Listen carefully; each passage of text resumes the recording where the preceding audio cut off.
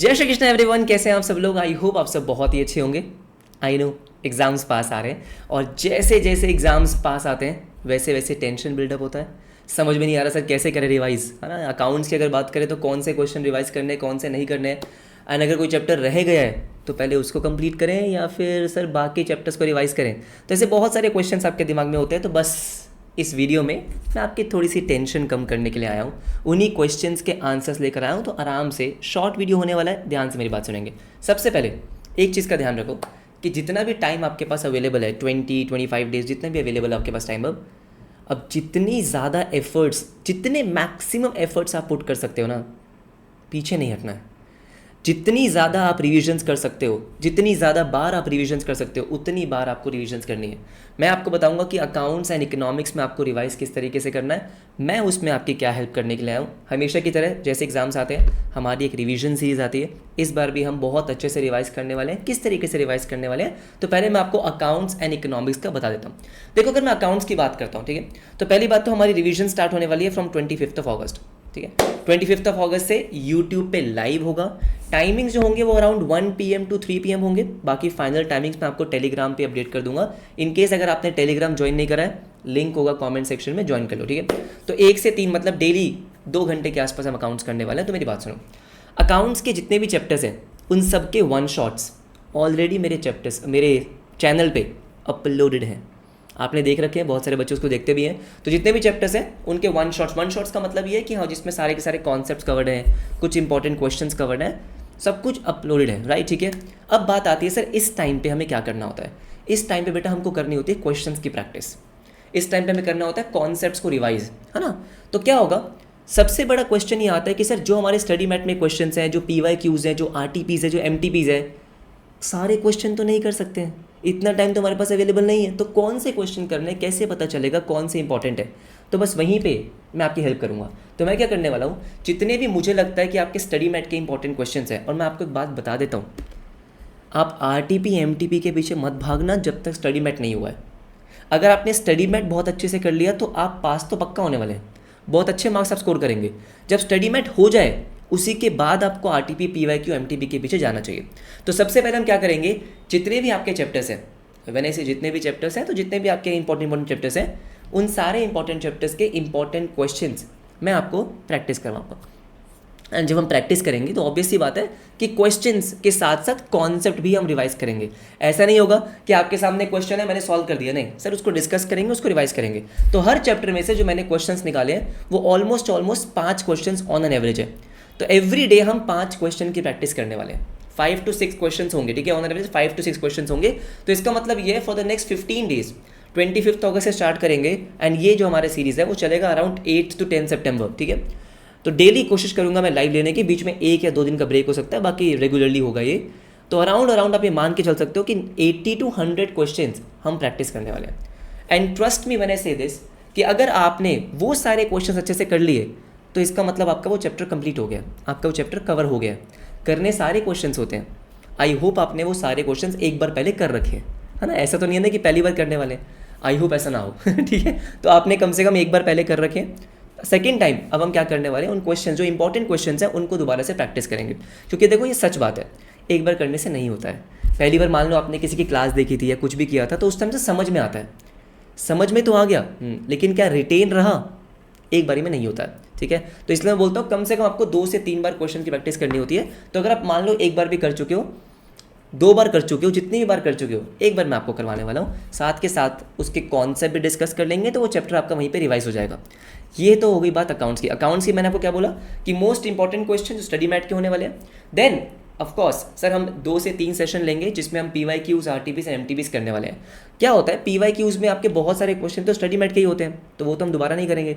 लेकिन कुछ अलग PYQs हो गया, ठीक है, May 25 में, Jan 25 में, सितंबर में या जून में जो न्यू सिलेबस था उसके जो क्वेश्चंस हो गए, कुछ अलग क्वेश्चंस आए हैं, वो हम डेफिनेटली डिस्कस करने वाले हैं। जो न्यू RTP आई है आपकी, सितंबर की आई है, फिर May था, Jan था, इनमें कुछ अलग डिफरेंट क्वेश्चंस हैं। MTPs में कुछ अलग डिफरेंट क्वेश्चंस हैं, उनका अलग से एक सेशन होगा और काफ़ी अच्छा सेशन होगा, तो वो हम डिस्कस करेंगे एग्जैक्टली। और लास्ट में जाके आपको पता ही है कि जो ट्रू फॉल्स और थ्योरी का सेशन होता है वो तो होगा ही, तो हो गया ना सब कवर। अगर आप देखोगे तो बचा क्या, कुछ भी तो नहीं बचा। सारे चैप्टर्स के स्टडी मैट कवर हो गए, PYQs RTP MTP कवर हो गया, थ्योरी कवर हो गई, इतना ही करना होता है, राइट एवरीवन। तो ये होता है आपका अकाउंट्स। तो अकाउंट्स की टेंशन आई होप थोड़ी सी कम हुई होगी। अब अगर हम बात करते हैं इकोनॉमिक्स की, अब मुझे इकोनॉमिक्स में जैसे मैंने अभी 2 दिन पहले यूट्यूब पे एक कम्युनिटी पोस्ट डाला था कि भाई कहाँ प्रॉब्लम आ रही है, तो आई वॉज सरप्राइज कि अकाउंट से ज़्यादा इकोनॉमिक्स में प्रॉब्लम आ रही है, ठीक है। तो इकोनॉमिक्स के बहुत सारे बच्चों ने बोला कि प्लीज़ MCQs करवा दो, क्योंकि वन शॉट्स तो ऑलरेडी अपलोडेड हैं। तो इको के भी सारे चैप्टर्स के वन शॉट अपलोडेड हैं, बहुत सारे बच्चों ने देखे भी हैं, ठीक है। अब बात करते हैं MCQs की। तो दोस्तों इस बार मैं आपको करवाने वाला हूँ MCQs अगेन फ्रॉम 25 अगस्त। तो मतलब एक दिन में मैं आपकी 2 क्लास लूँगा, अराउंड 1.5 से 2 घंटे की एक क्लास होगी, ठीक है। कम ज़्यादा हो सकती है, लेकिन on an average 1.5 to 2 hours की होने वाली है। इकोनॉमिक्स में मैं करवाने वाला हूँ आपको सारे ही चैप्टर्स के MCQs। एंड मैंने से MCQs, ठीक है। तो MCQs का मतलब ये है कि स्टडी मैट के इंपॉर्टेंट MCQs, आपके पिछले 3-4 अटेम्प्ट्स के PYQs वो सारे के सारे करेंगे। देन MTPs में कुछ अच्छे क्वेश्चन आए तो वो कर लेंगे, ठीक है। RTP हो गई, येस। एंड जो मैंने एक्स्ट्रा क्वेश्चंस फ्रेम कर रखे हैं वो भी मैं आपको कुछ डिस्कस करवाऊंगा। तो ऑन एन एवरेज जो मैंने MCQs फ्रेम कर रखे हैं, तो हर यूनिट के, मैं चैप्टर की बात नहीं कर रहा हूँ, यूनिट के अराउंड 70-80-100 क्वेश्चन होते हैं। तो मैं ये बता रहा हूँ आपको कि अगर आपने वो 100 क्वेश्चन कर लिए तो इसका मतलब वो चैप्टर कंप्लीट हो गया, क्योंकि जितने भी चैप्टर में कॉन्सेप्ट्स होते हैं उन सारे ही कॉन्सेप्ट से MCQs फ्रेम्ड है। चैप्टर रिवाइज कर लिया तो देखो रिवीजन बहुत सिंपल है। अगर मैं अकाउंट्स एंड इकोनॉमिक्स दोनों की रिवीजन की बात करता हूँ तो बहुत सिंपल सी रिवीजन है कि पहले आपने कॉन्सेप्ट रिवाइज करना होता है। अगर आपने क्लास में एनरोल कर रखा है, आपके पास नोट्स होंगे, आपने नोट्स पढ़ लिए, डन, बहुत बढ़िया। वन शॉट देख लिया, नोट्स रिवाइज हो गए, बहुत बढ़िया। अब बात आती है क्वेश्चन की। क्वेश्चन मैं आपको करवाने वाला हूँ, ठीक है। इकोनॉमिक्स में अगेन सर मेन बात होती है, देखो इकोनॉमिक्स में मैं बताता हूँ आपको, इकोनॉमिक्स में MCQ से ज़्यादा इंपॉर्टेंट होता है कॉन्सेप्ट। क्योंकि ऐसा नहीं है ना कि जो MCQs हम करने वाले वो एज इट इज 100 के 100 MCQs आपके क्लास में आ जाएंगे, नहीं, लेकिन उन्हीं कॉन्सेप्ट्स में से आएंगे जो आपके स्टडी मैट में है, जो आपने क्लास में रिवाइज किया। तो मेन प्रायोरिटी जो है वो आपको देनी होती है किसको, कॉन्सेप्ट्स को, है ना। जो आपका चैप्टर है, आपने चैप्टर पढ़ लिया, हाँ, अब चैप्टर को रिवाइज करने का एक तरीका होता है MCQs। तो हम MCQs डिस्कस करने वाले हैं एवरीडे, हाँ जी एवरीडे, ऑलमोस्ट एवरीडे। तो अगेन ये भी अराउंड आप मान के चल सकते हो कि 12 to 15 डेज डेली मैं आपकी क्लास लेने वाला हूँ, and 1.5 to 2 hours depending on the unit, ठीक है।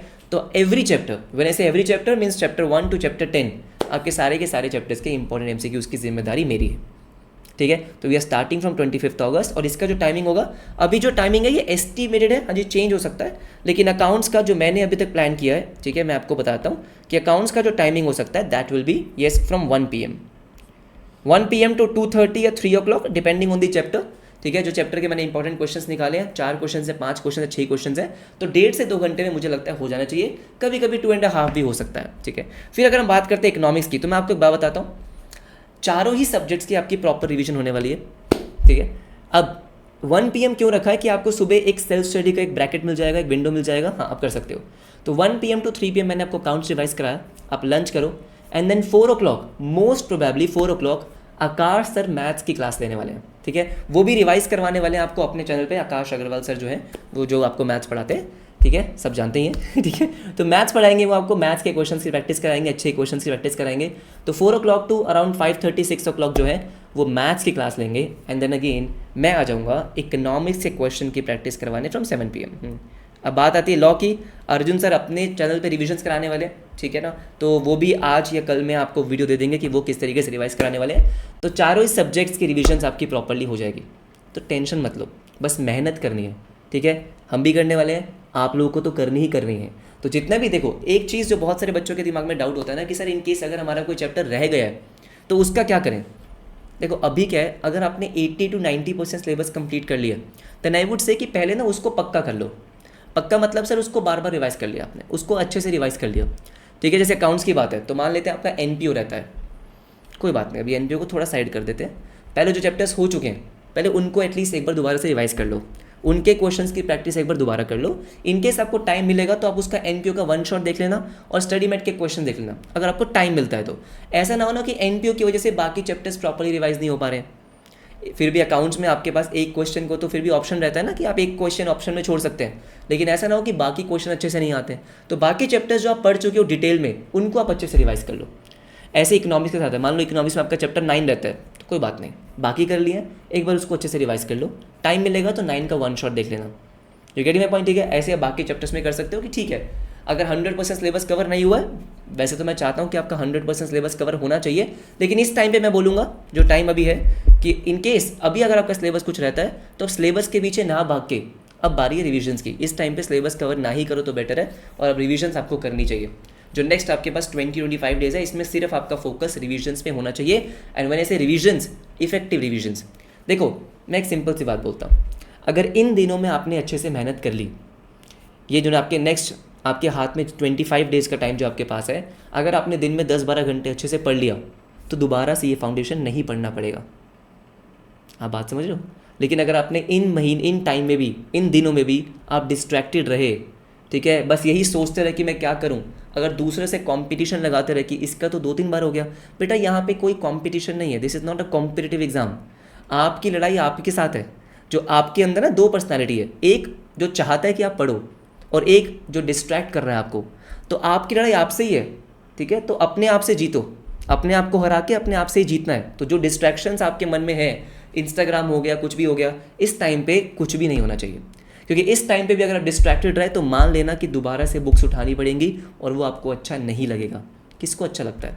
तो इससे अच्छा क्या है कि जो भी आपके पास टाइम अवेलेबल है उसका आपको ऑप्टिमम यूटिलाइजेशन, मैक्सिमम उसको यूटिलाइज करना है। एंड ट्रस्ट मी, अगर आपने इन 20-25 डेज में, अगर आप मैं बोलता हूँ आपने 70% भी सिलेबस कवर कर रखा है, आपने 70-80% सिलेबस भी अगर उसको बहुत अच्छे से कर लिया, तो पास होने के लिए तो 50% मार्क्स चाहिए ना, है ना?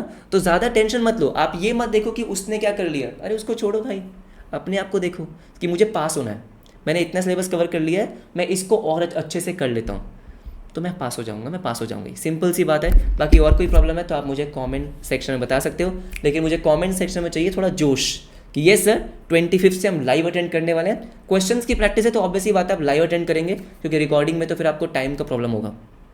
मतलब कि भाई आप जब क्लास के साथ साथ करोगे तो आपको टाइम का थोड़ा समझ में आएगा कि हाँ इतने टाइम में क्वेश्चन हो जाना चाहिए था। Same with the MCQs as well, आपके लाइव क्लास में डाउट्स भी रियल टाइम में सॉल्व हो जाते हैं तो वो बेटर होगा। तो आई वुड सजेस्ट कि आप उसको लाइव ही अटेंड करें।